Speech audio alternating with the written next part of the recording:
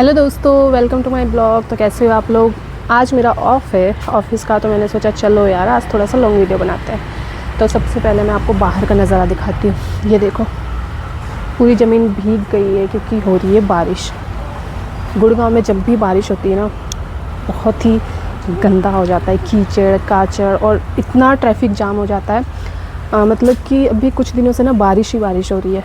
तो मैं जब शाम को ऑफ़िस से आती हूँ तो इतना ज़्यादा कीचड़ हो जाता है, इतना ज़्यादा ट्रैफिक होता है कि मेरे ऑफ़िस से मेरे घर का रास्ता आधे घंटे का है, मुश्किल से 20-25 मिनट का, लेकिन बहुत ज़्यादा टाइम लगता है। ये देखो, डॉगी भी आ गया। ऐसे ये गेट खुला रहता है, डॉगी आता है अंदर, अपना आराम करता है, रेस्ट करता है।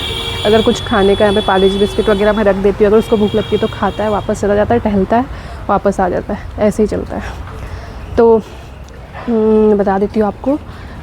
तो मैं बताना चाहती हूँ कि आज मैं जिम गई थी, मतलब कि जिम तो मैंने कब से ज्वाइन कर लिया। और ये टी शर्ट जो कि मुझ में बहुत ज़्यादा थोड़ा सा टाइट होता था, बहुत ज़्यादा टाइट होता था मतलब, लेकिन अब ये इतना ज़्यादा कंफर्टेबल लग रहा है मुझे। पता नहीं मेरा वेट लूज़ हुआ है, बट अब ये इतना ज़्यादा कंफर्टेबल लग रहा है। पता नहीं मेरा वेट लूज़ हुआ है या फिर क्या जो भी है, क्योंकि वेट में तो कोई कमी नहीं आई है, बट फिर भी ये टी शर्ट अब कंफर्टेबल हो रही है। क्योंकि मैंने थोड़ा सा ना खाना भी कम कर दिया है। खाती तो ऐसे ही कम थी, बट डाइट वगैरह कम कर दी है। बाहर हो रही है बारिश और बज रहे हैं 10, और आज है मेरा ऑफ। और मैंने ले लिया जल्दी से शावर, क्योंकि आज मैं जल्दी उठ गई थी। तो मैंने बताया कि मैं जिम जा रही हूँ, तो आज मैं जिम गई थी 7 बजे क्योंकि मेरा ऑफ़ था। और डेली ऑफिस होता है तो मैं 5:30 ऐसे चली जाती हूँ, मतलब जिम पहुँच जाती हूँ। 5:15 घर से निकल जाती हूँ रूम से।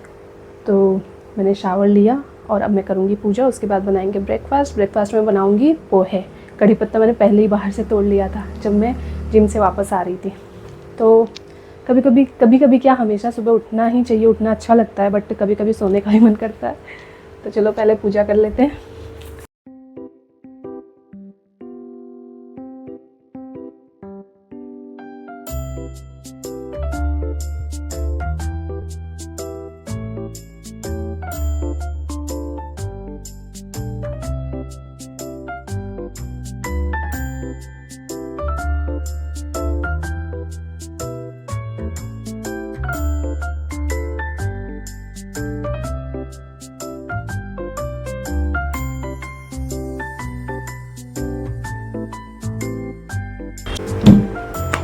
तो जी पूजा हो गई है और बनाते हैं ब्रेकफास्ट।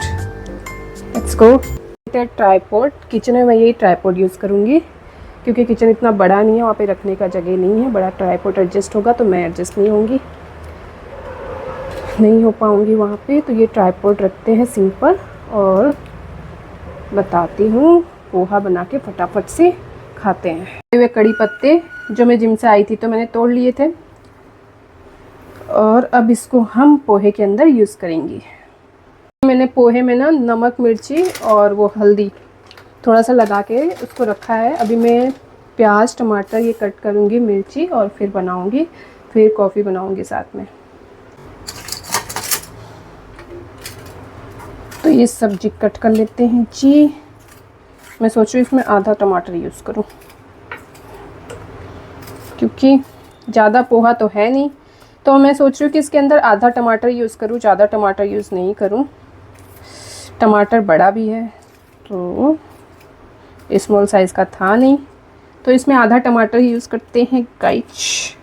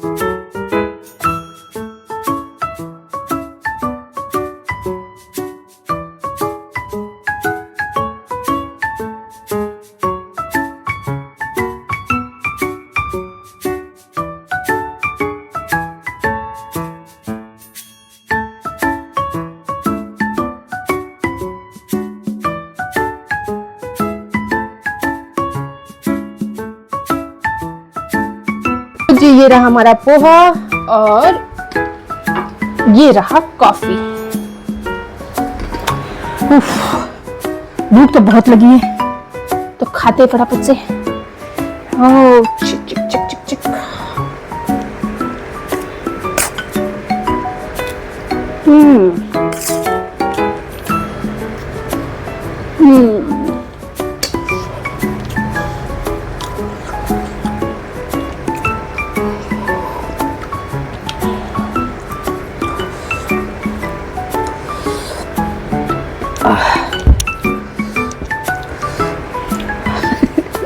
थोड़ी टी शर्ट टाइट होने लगती है कि आप ऐसा लग रहा है, वो तो खाया भी नहीं है कुछ।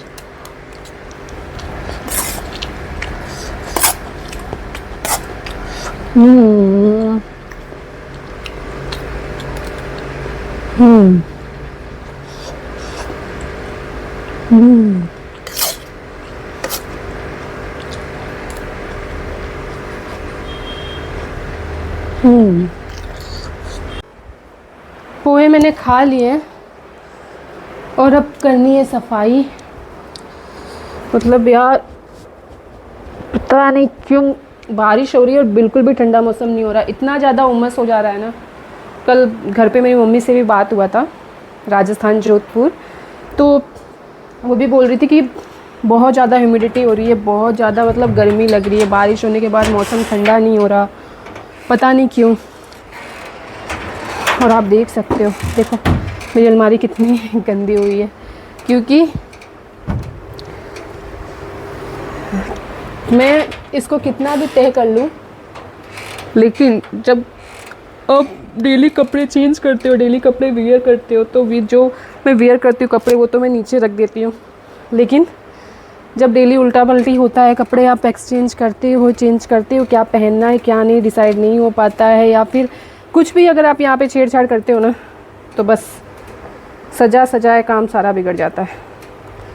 देखो सी कितना गंदा हो रखा है, सब मैसअप सा हो रखा है। और मुझे 1 या 2 दिन मिलता है ऑफ में। ऐसे तो मेरे जैसे मंथली 6 डेज़ का ऑफ होता है, मतलब कि आप एक वीक में 1 ऑफ ले सकते हो, देन दूसरे वीक में 2 बार ऐसे करके, तो ऐसे टोटल करके 6 ऑफ होते हैं, क्योंकि 1 मंथ के अंदर 4 वीक और 4 वीक में 6 ऑफ, तो 1 बाय 1 करके ही आप ऐसे कर सकते हो, ले सकते हो। तो मेरा जब भी 2 दिन का ऑफ होता है तो मैं सोचती हूँ कि 2 दिन क्या, मतलब 1 दिन का भी होता है तो सफाई तो हो ही जाती है। और आज मैं जल्दी भी उठ गई हूँ तो मुझे टाइम भी मिलेगा अच्छा खासा, तो सफाई कर ही लेते हैं, करना तो है ही। थोड़ा कपड़े व्यवस्थित रहेंगे तो अच्छा लगेगा खुद को भी। तो यार कपड़े तय कर लेते हैं बहुत।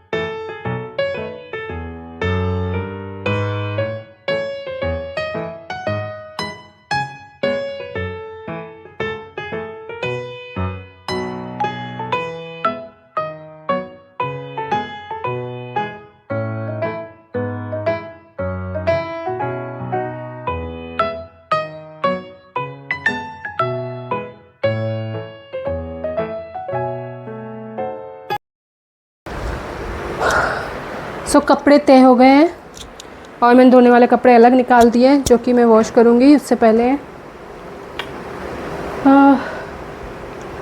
बर्तन धो लेते हैं, जो पोहे वगैरह बनाए थे, टास्क कंप्लीट कर लेते हैं, बिस्तर को भी सही कर लेते हैं। दोस्तों ज़्यादा लंबी वीडियो नहीं करूँगी। और वैसे मैंने कल साफ़ किया था, तो यहाँ पे तो नहीं है नीट साफ़ करने की। बर्तन धो लेते हैं। ये जो मैंने प्लांट लगाया था ना, ये सूख गया है पूरी तरीके से, तो इसको हम निकाल देंगे और इसमें आज मैं दूसरा लगाऊंगी शाम को पत्ती तोड़कर। ये जो प्लांट आपको दिख रहा होगा, इसको बोलते हैं जेट प्लांट।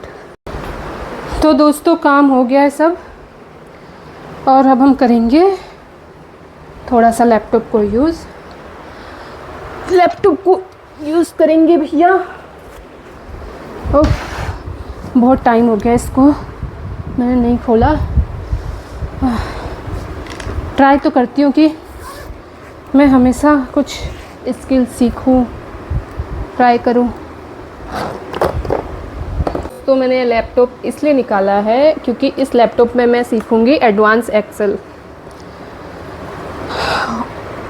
और मैं ऑफिस से आके 1 घंटा चाहती हूँ कि लैपटॉप पे टाइम स्पेंड ज़रूर करूँ, कुछ ना कुछ सीखूँ।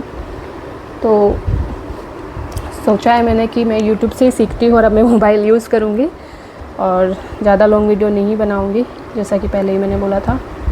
अभी इस लैपटॉप को क्या हो गया, ये थोड़ा सा टाइम लेता है क्योंकि इसमें मैंने कुछ सॉफ्टवेयर वगैरह इंस्टॉल कर दिया ना, तो इसलिए ये थोड़ा सा टाइम लेगा।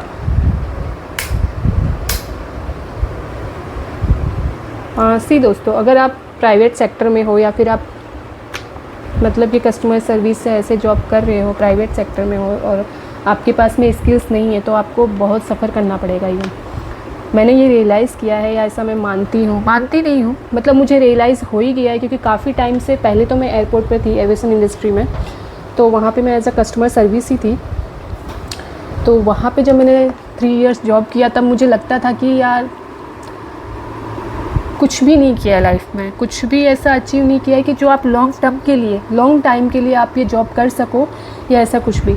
देन उसके बाद में मैंने कंपनी स्विच किया, दूसरी कंपनी में आई, तब भी मुझे लगा कि यार अगर आपके पास में स्किल्स नहीं है ना, आपके पास में graphic design, data science, data analyst या बहुत अच्छा अगर आप एडवांस नहीं हो एक्सेल में, तो फिर आप एक उसी सैलरी बेस पे रह जाओगे जो आपकी सैलरी स्टार्टिंग हुई है। या फिर आपको अगर कहीं रेफ़र भी होते हैं, आप कहीं किसी और भी ऑफिस में इंटरव्यू देने के लिए जाते हो, देन वो भी आपका 30-32% तो हाइक बहुत कम, बहुत मैक्सिमम में। अगर आप good in speak English, then आपके लिए अच्छा है कि हाँ BPO वगैरह कॉल सेंटर में आपको जॉब मिल सकती है। बट अब जो एनवायरनमेंट हो रहा है कंपनी का, जो एक वो लोग ऐसे लाइक, मुझे पता नहीं क्या क्यों रियलाइज़ होता है। वैसे मैं काफ़ी टाइम से दिल्ली में जॉब कर रही थी, पहले भी एयरपोर्ट पे एविएशन इंडस्ट्री में, तो वहाँ पे भी मुझे लगता था कि नहीं यार, यहाँ से बाहर निकलना चाहिए, कुछ अलग जो मतलब कि हमारी